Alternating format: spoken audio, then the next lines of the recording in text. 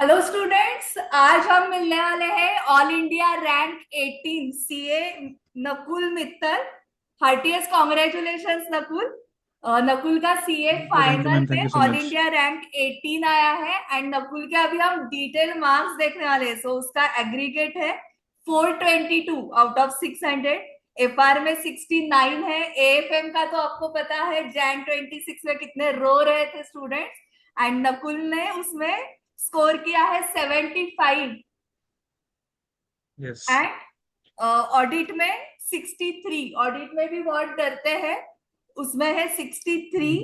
DT में है 67 and IDT में 78।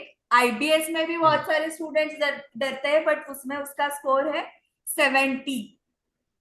सो बहुत ही यस। अच्छे मार्क्स है नकुल। ये मार्क्स देख के बहुत सारे क्वेश्चंस मन में आ रहे हैं। तो पहले तो बताओ कि हाँ रिजल्ट के बाद का फर्स्ट रिएक्शन क्या था तुम्हारा।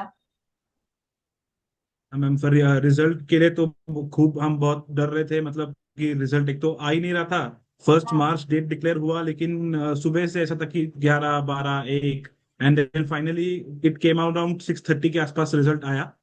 एंड प्रिपरेशन के टाइम पे तो ऐसा था कि रैंक के लिए प्रिपेयर करना है एंड अच्छे मार्क्स लाने हैं। लेकिन हाँ जैसे पेपर हुए हाँ हैं जैन 26 में, मेनली हाँ। ग्रुप 2 जो तीनों पेपर थे वो बहुत ही डिफिकल्ट थे एंड हम्म, थोड़े टफर साइड पे थे। तो उसके बाद ऐसा था कि प्लीज सिर्फ पास कर दो, जो सबका ही हमारा ऐसे ही कलेक्टिव ये था।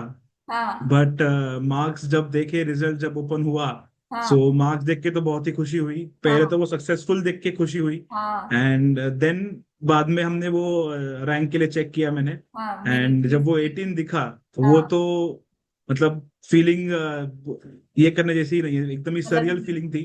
एंड बहुत ही अलग, सब हम तो थोड़े इमोशनल भी हो गए थे हाँ फैमिली में एंड मैं सब लोग, क्योंकि हाँ। अनएक्सपेक्टेड था। इसीलिए एक्सपेक्टेड पेपर अगर अच्छे गए होते तो वो एक्सपेक्टेड था, लेकिन हम्म, पेपर के वजह से थोड़ा सा अनएक्सपेक्टेड था। तो लेकिन इन दी एंड वो बहुत खुशी थी। एंड देन उसके बाद तो कंटिन्यूअस कॉल्स एंड सबके फोन आना एंड कॉन्ग्रेचुलेशंस।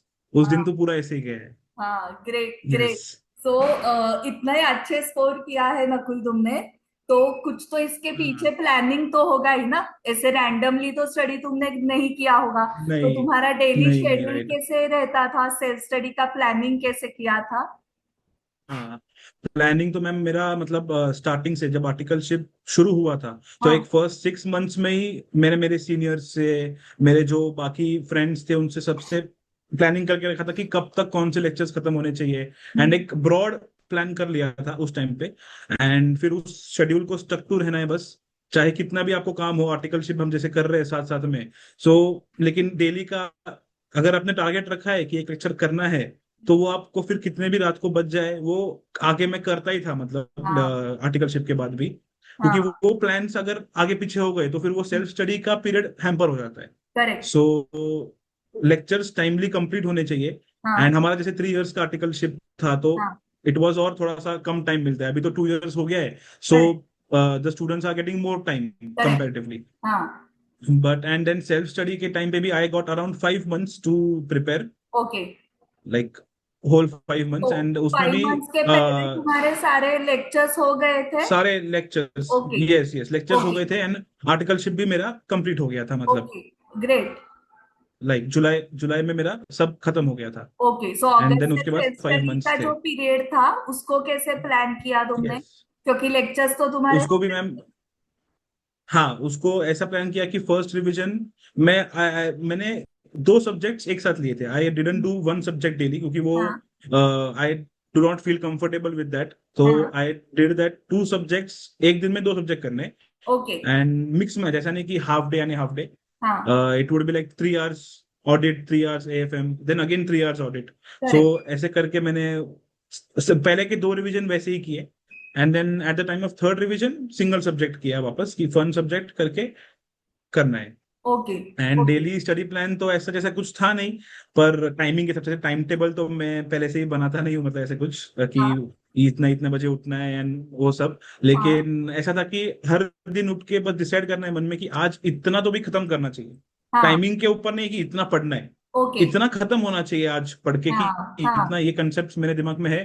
ये चैप्टर आज खत्म करना है, इतने क्वेश्चन आज सॉल्व करने हैं, एंड सोने हाँ। से पहले एक क्विक समरी लेना है। ओके, तो सो वो वो अगर समझो, इम्पोर्टेंट है कि जो दिन भर पढ़ा तुमने राइट, उसकी समरी लेना इम्पोर्टेंट है। हाँ हाँ, एक जगह पे लिख भी लेते थे ना कि हाँ हमने ये कर लिया, तो वो एक क्विक रिकैप भी हो जाता है। करेक्ट। एंड कभी कभी वो 12 बजे होता है, कभी 2 बजे होता है, कभी 9 बजे भी हो जाता है। सो हाँ। ऐसे टाइम स्टिक करके मैंने पढ़ाई नहीं किया है। ओके। जितना टारगेट रखा है उतना अगर हाँ। जल्दी भी कंप्लीट हो गया, सो हाँ। यू गेट, वो आपका टाइम आपके पास है, आप एंजॉय कर सकते हो फिर ऐसा। हाँ, करेक्ट करेक्ट। एंड कितनी बार राइट रिविजन राइट, हुई यस। थी नकुल तुम्हारी? सॉल्विंग प्रैक्टिस तीन रिविजन? तीन मैम, तीन मतलब हाँ 3 रिवीजन किए। फर्स्ट रिवीजन वाज, एक्चुअली वो रिवीजन नहीं होता है क्योंकि हाँ। हम लेक्चर्स को भी टाइम हो गया है काफी, हाँ। क्योंकि हमारा 3 इयर्स का आर्टिकलशिप था। तो स्टार्टिंग में जो FR एंड AFM लिया था, फर्स्ट 2 सब्जेक्ट्स, ओके। उनका प्रिपरेशन ही करना पड़ता है एक तरीके से वापस, वो रिवीजन नहीं होता है। हाँ। एंड उसमें 15-15 डेज दिए थे फिर मैंने फर्स्ट रिवीजन में, टू ओके। Subject 15 days. हाँ। एंड देन वापस सेकेंड रिवीजन के टाइम पे मॉक टेस्ट सीरीज भी दिया okay. Along with the revision, like 7 days में एक सब्जेक्ट करके उसका पेपर, सेवन हाँ। डेज सब्जेक्ट करके उसका paper. Okay. And then third revision just before the exam, December month में। हाँ। हाँ। ओके। और इसके लिए और वो तुमने 3 डेज बुक का था। क्या? वो 3 डेज का था, लास्ट वाला रिवीजन थ्री लास्ट डेज वाला का था, थ्री रिवीजन डेज थ्री पर डेज सब्जेक्ट। का, एंड देन 1.5 डेज का और यस, अलग जो मेन एग्जाम्स में हमें टाइम एग्जाम में, हाँ, वो। एग्जाम में तो हो वो गई। फोर्थ रिवीजन राइट हम राइट बोल राइट, सकते हैं। एंड इसके फोर्थ लिए रिवीजन तुमने, एग्जाम का हुआ, राइट। हाँ हाँ, बुक्स कौन से यूज किए थे? क्योंकि ये सवाल स्टूडेंट्स बहुत पूछते हैं कि मैम बुक्स कौन से रेफर हाँ करनी चाहिए। हाँ, नहीं मैंने तो मतलब सारे सब्जेक्ट्स का मोस्टली फैकल्टी के जो बुक्स थे हमारे सर के, जो हमने लेक्चर्स जहाँ से लिए थे, उनके ओके। यूज किए। हाँ। AFM में थोड़ा बहुत थ्योरी के लिए आपको मॉड्यूल यूज करना पड़ता है, हाँ। क्योंकि उसमें थ्योरी आता है, तो हाँ। उसके लिए मॉड्यूल यूज किया था। एंड हाँ। ओवरऑल भी बाकी सारे सब्जेक्ट्स के लिए भी मॉड्यूल, एक जनरल ओवरव्यू तो लिया था कि मॉड्यूल में कैसे क्या लिखा है, क्योंकि वो आपको IBS में काम आएगा ही। करेक्ट। क्योंकि IBS में इट इज प्राइमरी, आपको मॉड्यूल से लिखना है, क्योंकि हाँ। फैकल्टी के बुक्स में कैसा होता है कि थोड़ा सा कॉन्साइज नेचर है, थोड़ा हाँ। सा शॉर्ट वे में लिखा है आपको करेक्ट अंडरस्टैंडिंग के लिए। लेकिन करेक्ट। IBS में तो आपको आंसर पूरा लिखना है, जैसा हाँ। वो एक्सपेक्ट कर रहे हैं वो वैसा मॉड्यूल में ही दिया हुआ है प्रॉपरली। हम्म। सो IBS के लिए आपको एक जनरल ओवरव्यू तो होना ही चाहिए मॉड्यूल का, एकदम ही हाँ। नहीं कि आप सिर्फ IBS के दिन उसको खोलो। हाँ। करेक्ट। हाँ सो आईबीएस का तुमने सब्जेक्ट निकाला ही है, तो उसकी तैयारी कैसे हाँ। करनी है आईबीएस की? क्योंकि आई थिंक उसके लिए तुम्हारा स्कोर कितना है आईबीएस में? 70 70 आया है। है। वाह, ग्रेट स्कोर। सो हाँ आईबीएस के बारे में थोड़ा गाइड हाँ करोगे? हाँ, IBS के लिए मैम, अभी एक्चुअली IBS के लिए सच फर्स्ट 2 रिविजन्स में तो कोई टाइम रखा ही नहीं था IBS के लिए, क्योंकि हम्म। IBS के लिए करना क्या है वो भी फर्स्ट 2 रिविजन में समझा ही नहीं कि उसके लिए क्या हाँ। अलग करना हाँ। चाहिए।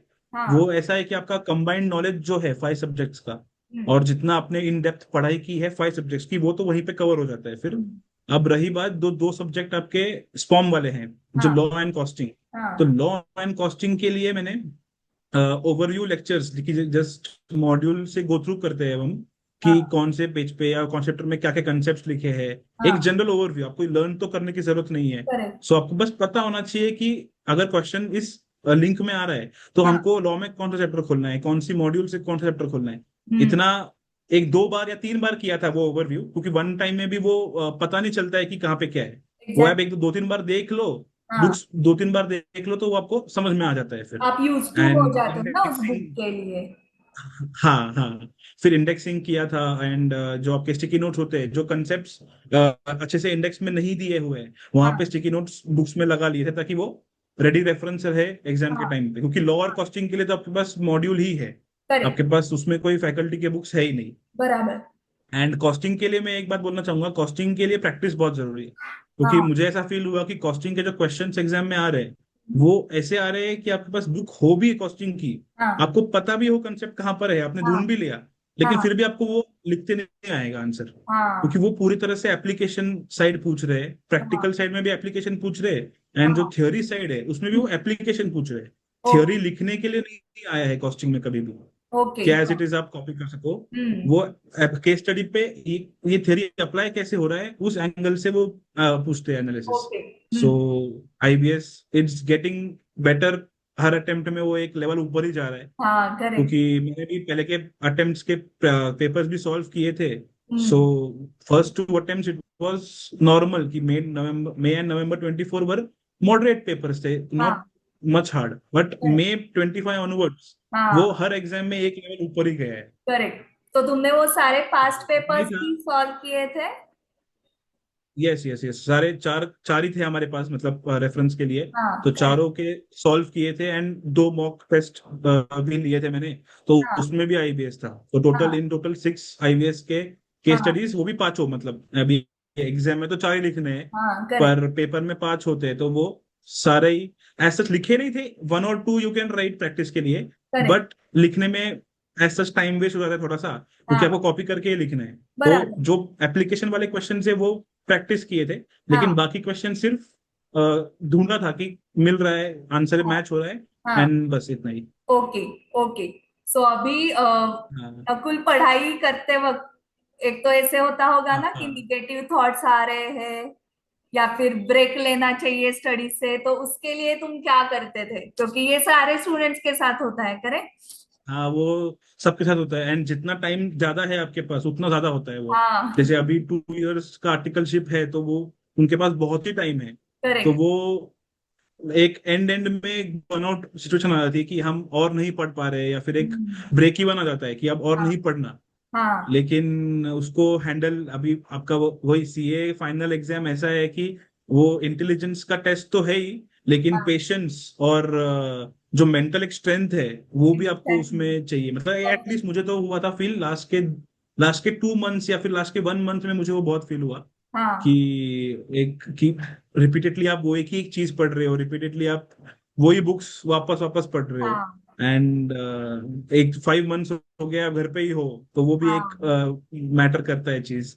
फर्स्ट रिवीजन में ऐसा जितना नहीं हुआ, फर्स्ट रिवीजन में एक एक्साइटमेंट था कि नया करेक्ट। चीज पढ़ेंगे, एक पूरा हाँ। कवर करेंगे, हाँ। एंड वो टेस्ट होता है आपके साथ साथ, तो आपको उसमें फर्स्ट 2 रिवीजन में तो मुझे काफी इजीली हो गया था मैनेज, इतना हाँ। मुझे वो सिचुएशन फील नहीं हाँ। हुई। हाँ। लेकिन लास्ट मंथ लास्ट जो मंथ था में। वो थोड़ा सा हैवी गया। हाँ। हाँ, तो एंड तुम क्या एग्जाम के करते 15 डेज तो नहीं, मैं ऐसे कुछ कुछ स्पेशल ये नहीं था अलग। तो कभी कभी तो ऐसा था कि करना ही नहीं है, थे? 1-2 घंटे का ब्रेक हो जाता था फिर उस टाइम पे। ओ। तो फिर नीचे जाएंगे, दो 15-20 मिनट्स का मैं वॉक करके आ जाता था। हाँ। हमारे यहाँ पे साइकिल्स भी मिलती है रेंट पे, जैसे इधर हाँ। बाहर, तो मैं वो हाँ। साइकिल पे राइड पे चला जाता था कभी कभी। ओके। बट एकदम ही रेयर सर्कमस्टेंसेस की, बहुत ही आपको मेंटल सहा नहीं जा रहा है तो ही मैंने वो हाँ। किया। हाँ। लेकिन बाकी टाइम तो घर पर ही पढ़ते रहो बस, क्योंकि टाइम बराबर। मैनेजमेंट भी बहुत जरूरी है। वो टाइम जो टारगेट रखा है वो होना ही चाहिए। करेक्ट। करेक्ट। तो हाँ, वही तो पेशेंट टेस्टिंग हुआ है नकुल का। पेशेंस। और वहां हाँ, पर आप बहुत रिजल्ट ज्यादा। देख रहे हो कि इसी थ्रू सबको हाँ जाना होता है, सबके साथ वही हाल होता है। हाँ बट उसका ही फल आज आप हाँ। देख रहे हो क्या है। एंड नकुल, एक फाइनल यस। मैसेज जो सीए स्टूडेंट्स को, कौन से भी लेवल के, फाउंडेशन, इंटर, फाइनल, एक फाइनल मैसेज क्या दोगे उनको? हाँ, फाइनल मैसेज मैम, अभी सबको ऐसे स्टार्टिंग में हमको सबको भी ऐसे लगता है डर थोड़ा सा कि सिलेबस बहुत है। हाँ। सिलेबस एक मतलब बहुत ज्यादा ही, वो एक इंटिमिडेशन हो जाता है बच्चों को कि बहुत पढ़ना है अभी भी। करेक्ट। लेकिन मेरा यही सलाह है कि स्टार्टिंग से आप ये थॉट रखो कि जो सब्जेक्ट हाथ में लिया है, या हम्म। जो कंसेप्ट हाथ में लिया है, आप उसको बस स्टेप बाय स्टेप पढ़ते रहो। हम्म। आगे का मत सोचो कि कितना बचा है, क्योंकि वो बहुत है। वो आपके सोचने से वो कम नहीं होगा। एंड आप बस थोड़ा थोड़ा करते रहो, वो माउंटेन आप फिर चढ़े जाओगे अल्टीमेटली। करेक्ट। हाँ। हाँ। प्लानिंग करना ही है। वो करेक्ट। मेरे तो दिमाग में है, मैंने तो वो स्टिकर भी लगा के रखा था कि if you fail to plan you plan to fail. Correct. ये आइडियोलॉजी है ही, और प्लानिंग बहुत जरूरी है इस एग्जाम में। आप ऐसे बिना प्लानिंग के अगर आपने सिर्फ शुरू भी कर दिया पढ़ाई, तो भी वो नहीं हुआ, क्योंकि आपको एंड में हम्म। ऐसा ही क्रंच हो गया कि डेज बराबर। बचे ही नहीं है। हम्म। तो एक स्टार्टिंग से प्लानिंग रही, तो एक रियलिटी चेक रहता है कि हाँ मुझे इस दिन तक ये खत्म करना है। करेक्ट। तो प्लानिंग तो करना ही चाहिए सबने। हाँ। एंड ओवरवेल्म नहीं होना है बस वो सिलेबस देख के क्योंकि हाँ। तीनों लेवल पे सिलेबस बहुत है। करेक्ट। एंड फाइनल में तो वो इंटर एंड फाइनल से तो मुझे बहुत डिफरेंस फील हुआ एकदम से, कि जब। बहुत ही ज्यादा हम्म। सिलेबस बढ़ गया है। हम्म। पर हो जाता है। आप अपने हिसाब से प्लानिंग जब करोगे, 5 मंथ्स 4 मंथ्स भी एक अच्छे डिसेंट स्टडी के लिए काफी है, प्लानिंग से अगर हाँ। आप करोगे तो। हाँ। यस, और वो जो प्रीफिक्स है सीए का, वो हाँ इन दी एंड वो वर्थ इट है, वो आपको हाँ सारे सेक्रीफाइसेस सब आप उसके बाद भूल जाओगे। Correct. Yes, so thank you very much Nakul time निकालने के लिए for guiding the yes ma'am. Students. So बच्चों, आपको ये पॉडकास्ट हेल्पफुल हुआ रहेगा।